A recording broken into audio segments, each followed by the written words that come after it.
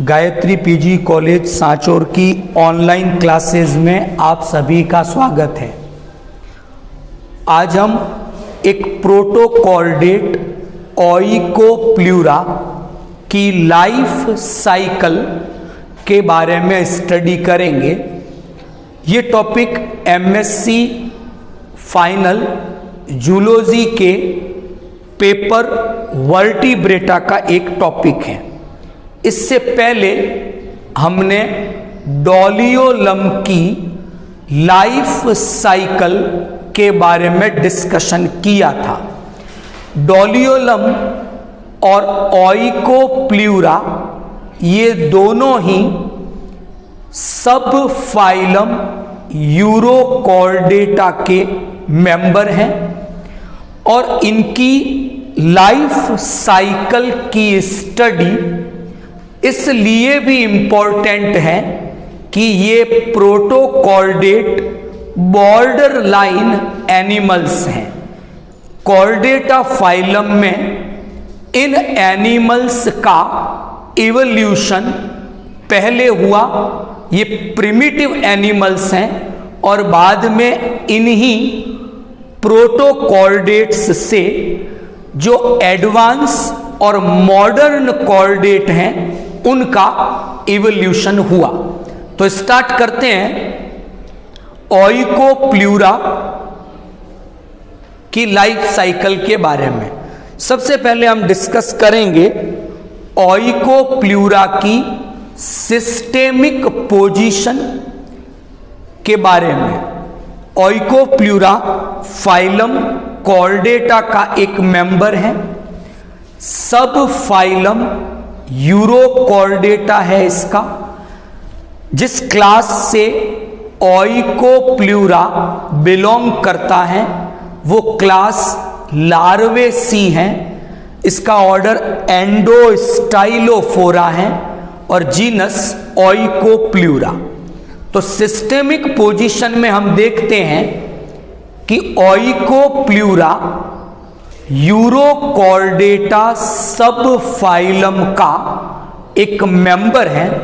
तो जब हम इस एनिमल की स्टडी करते हैं तो ऐसा देखते हैं कि ओइकोप्लूरा में टेल जो पार्ट है उस टेल पार्ट में ही नोटोकॉर्ड प्रेजेंट होती हैं और इसीलिए ओइकोप्लूरा को यूरोकॉर्डेटा सब फाइलम में सम्मिलित किया है। इसकी जो क्लास है वो है लार्वेसी।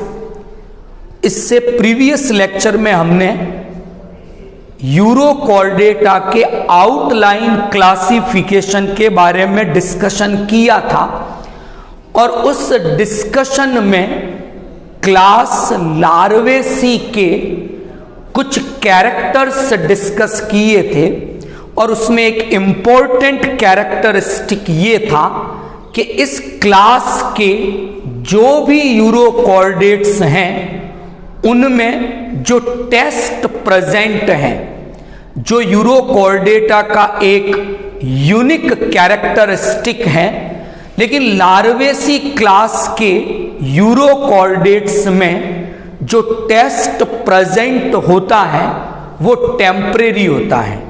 एनिमल रेगुलर इंटरवल पर अपने इस टेस्ट को डिस्कार्ड करता रहेगा और उसकी जगह एक नया टेस्ट सिक्रीट किया जाता रहेगा। तो डिस्कस करते हैं अब सेकंड हैबिट और हैबिटेट के बारे में। ओइकोप्लूरा एक मैराइन वाटर एनिमल है जैसा कि बाकी सभी प्रोटोकॉर्डेट्स होते हैं। ओइकोप्लूरा का डिस्ट्रीब्यूशन वर्ल्ड वाइड है। जितने भी ओशियंस हैं उन सभी ओशियंस में ओइकोप्लूरा मिलते हैं, लेकिन जो पोलर रीजन है उन पोलर रीजन में ओइकोप्लूरा नहीं पाए जाते। तो हैबिटेट में हम ऐसा डिस्कस करते हैं कि ओइकोप्लूरा प्रेजेंट इन ऑल सीज, जितने भी ओशियंस हैं सब में मिलते हैं, लेकिन एक्सेप्शनली जो पोलर एरियाज हैं, जो पोलर रीजन्स हैं, वहां पर ओइकोप्ल्यूरा डिस्ट्रीब्यूटेड नहीं रहते या वहां पर ये नहीं पाए जाते। अब बात करते हैं इनकी हैबिट की। तो सबसे इंपॉर्टेंट प्रॉपर्टी उस दिन आउटलाइन क्लासिफिकेशन में भी डिस्कस की थी और आज भी डिस्कस कर रहे हैं, ओइकोप्ल्यूरा में नियोटेनी की प्रॉपर्टी प्रेजेंट है। तो ये नियोटीनस एनिमल्स हैं। नियोटेनी का हमने उस दिन डिस्कस किया था कि इनका जो लार्वा है वो मैच्योर हो जाता है, उसमें गोनेड डेवलप हो जाते हैं। तो लार्वा रिप्रोडक्शन करने लग जाता है, गोनेड बन जाने से वो गैमिट बनाने लग जाता है।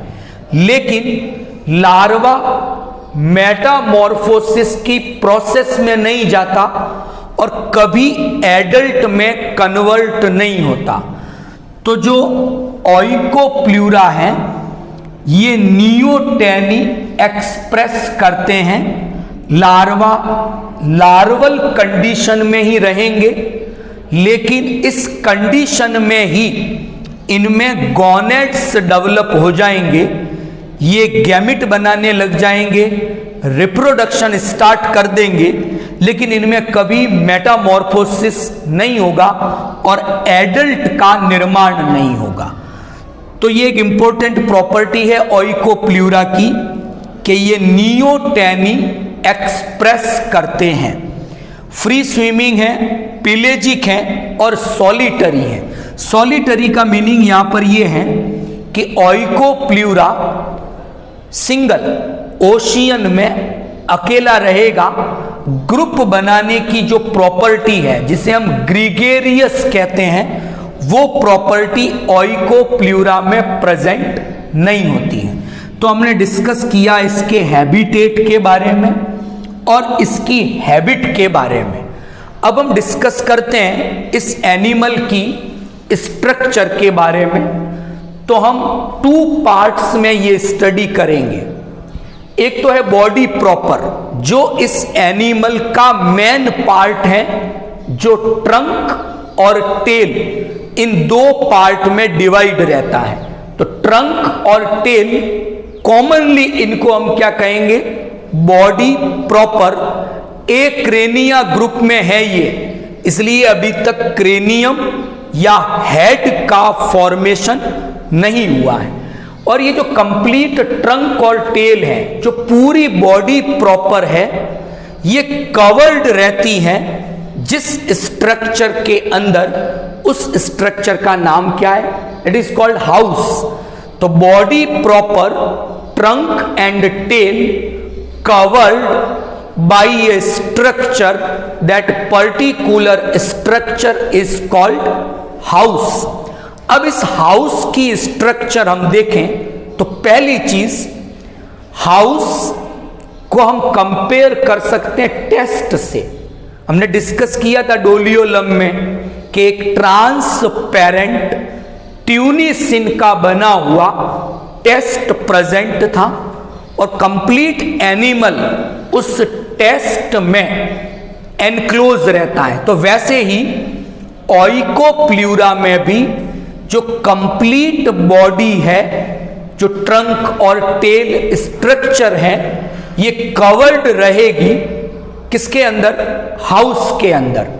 अब हाउस टेस्ट से थोड़ा सा अलग इस मामले में है कि जो टेस्ट था वो टाइटली बॉडी प्रॉपर के साथ कनेक्ट रहता था, जबकि जो हाउस है वो बॉडी प्रॉपर के साथ लूजली कनेक्टेड है। और जब लूजली कनेक्टेड है तो जो बॉडी प्रॉपर यानी जो एनिमल है वो कभी भी इस हाउस को छोड़कर बाहर निकल सकता है। ऐसा टेस्ट के साथ नहीं था। तो टेस्ट बॉडी के साथ टाइटली कनेक्टेड रहता है, जबकि जो हाउस है यहां पर वो बॉडी प्रॉपर के साथ लूजली कनेक्टेड है और वो लूजली कनेक्टेड है, इसलिए कभी भी ऐसी कोई कंडीशन आए, अलार्मिंग सिचुएशन आए, तो बॉडी प्रॉपर या एनिमल इस हाउस को छोड़कर बाहर निकल सकता है। तो ऐसी एक स्ट्रक्चर हम देखते हैं कि इसके हाउस में एक इमरजेंसी एग्जिट डोर प्रेजेंट है। तो जब भी इसका कोई प्रे इस पर अटैक करता है या ऐसी कोई अलार्मिंग सिचुएशन आती है, एक्सीडेंटल सिचुएशन आती है, तो जो बॉडी प्रॉपर, जो एनिमल है, वो इस हाउस से इस इमरजेंसी एग्जिट ओपनिंग के द्वारा बाहर निकल सकता है। तो house is quite different from test. Test है वो ट्यूनिसिन से बना हुआ है और बॉडी के साथ टाइटली कनेक्टेड है, जबकि जो हाउस है वो बॉडी प्रॉपर के साथ लूजली कनेक्टेड है और ये ट्यूनिसिन से बना हुआ नहीं है। ये एक इंपॉर्टेंट फीचर है लार्वेसी क्लास का कि इनमें अगर टेस्ट या हाउस प्रेजेंट होगा तो वो कभी भी ट्यूनिसिन से बना हुआ नहीं होगा, जबकि जो बाकी के दो रिमेनिंग क्लास है एसिडिएसी और थैलिएसी, उन दोनों में जो टेस्ट है वो टाइटली कनेक्टेड भी है प्लस वो ट्यूनिसिन से बना हुआ है। तो यहां हमने डिस्कस किया हाउस के बारे में। हाउस एक कवरिंग है लाइक ए टेस्ट और पूरा बॉडी प्रॉपर ट्रंक और टेल इस हाउस के द्वारा सराउंड रहता है या प्रोटेक्टेड रहता है, लेकिन ये बॉडी प्रॉपर के साथ लूजली कनेक्टेड है और इसमें एक इमरजेंसी एग्जिट डोर भी प्रेजेंट है। तो इमरजेंसी के समय ऐसी कोई क्रिटिकल कंडीशन आए तो एनिमल इस हाउस को छोड़कर बाहर भी निकल सकता है और प्रोटेक्टेड बना रहता है।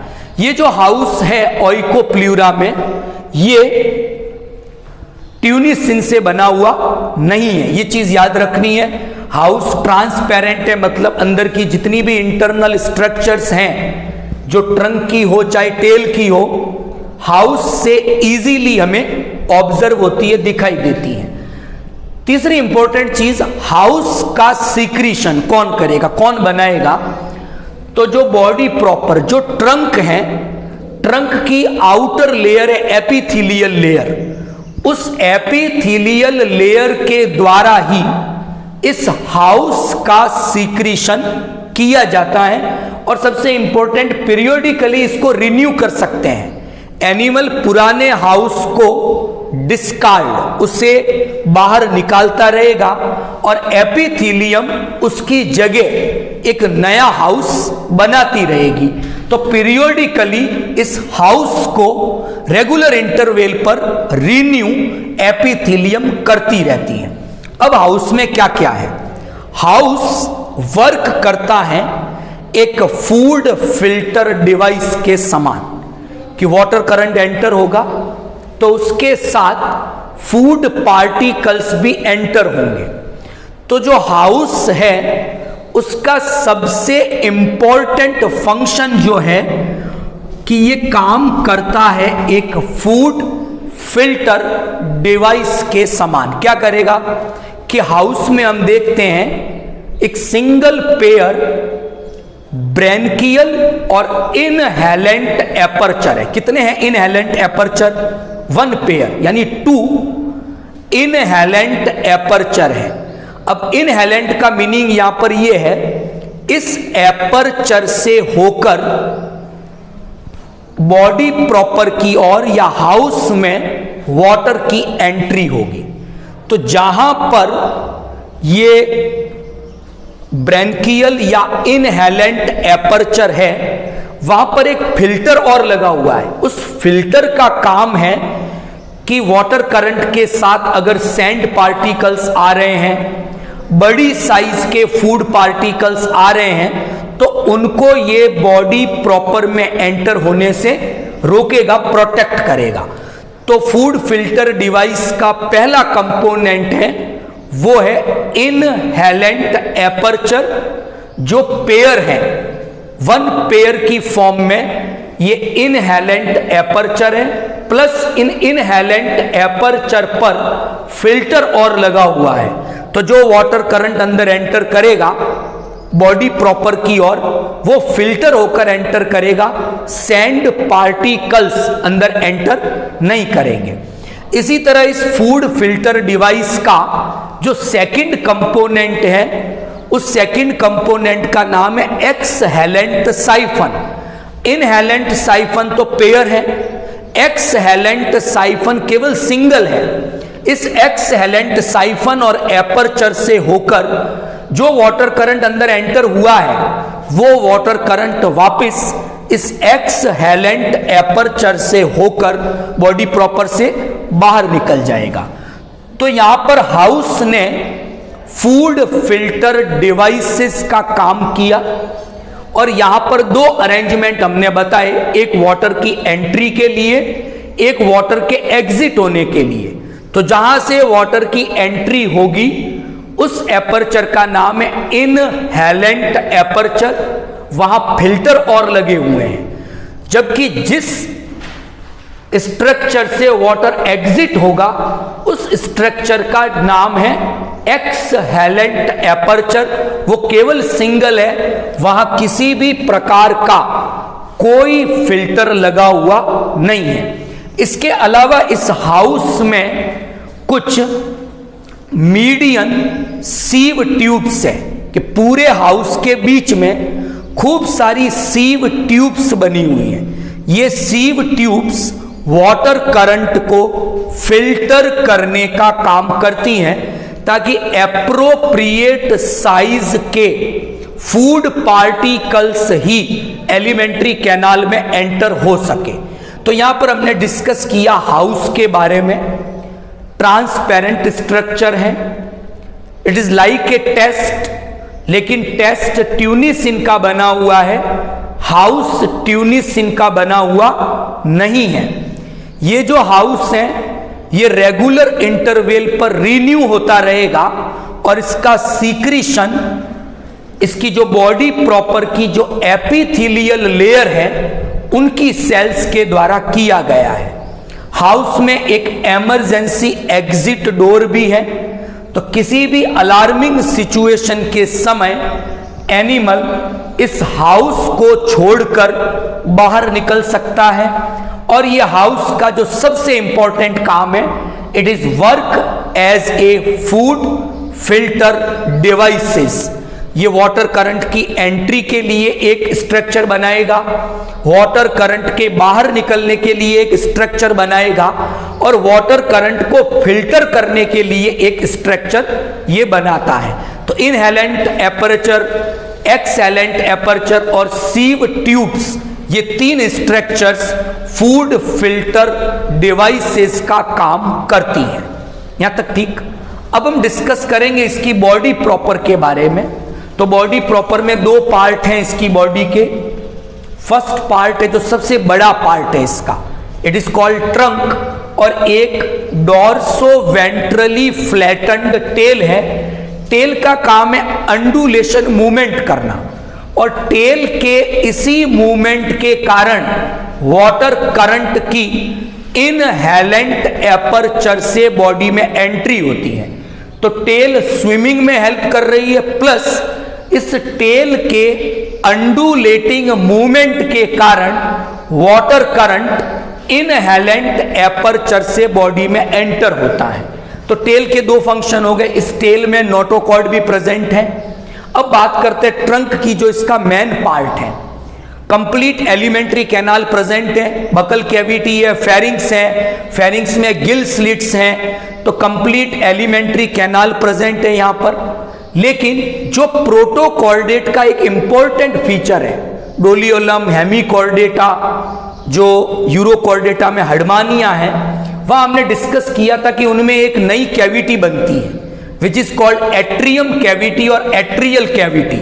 जो कैविटी बॉडी वाल और फेरिंग्स के बीच में प्रेजेंट है, एक्टोडर्म से लाइंड होती है, लेकिन एक्सेप्शनली ओइकोप्ल्यूरा, इनके अंदर ये एट्रियल कैविटी या एट्रियम प्रेजेंट नहीं है, बाकी के जो प्रोटोकॉर्डेट्स हैं उसमें तो होती है ये, लेकिन ओइकोप्ल्यूरा में एट्रियल कैविटी एब्सेंट है, न्यूरल ग्लैंड एब्सेंट है, नोटोकॉर्ड लार्वा की टेल में प्रेजेंट है, गोनेड्स प्रेजेंट है, हर्मेफ्रोडाइट एनिमल है, यानी एक ही टाइप के गोनेड बनेंगे और उस गोनेड में से कुछ टेस्टिस में कन्वर्ट हो जाएंगे, कुछ ओवेरी में कन्वर्ट हो जाएंगे। प्रोटोएंड्रस कंडीशन पाई जाती है। मेल गैमिट पहले मैच्योर होंगे, फीमेल गैमिट बाद में मैच्योर होंगे, जबकि डोलियोलम में अपोजिट कंडीशन थी। वहां पर फीमेल गैमिट पहले मैच्योर हुए थे, मेल गैमिट बाद में मैच्योर हुए थे। लेकिन ओइकोप्ल्यूरा में प्रोटोएंड्रस कंडीशन है, मतलब मेल गैमिट पहले मैच्योर हो जाएंगे, बन जाएंगे, जबकि फीमेल गैमिट बाद में मैच्योर होंगे। फर्टिलाइजेशन एक्सटर्नल है, ओशियन में होता है, और उस समय एक लार्वल स्टेज बनेगी और वो लार्वा लंबे समय तक लार्वल स्टेज में ही रहेगा, फिर उसमें गोनेड बन जाएंगे, वो रिप्रोडक्शन स्टार्ट कर देगा।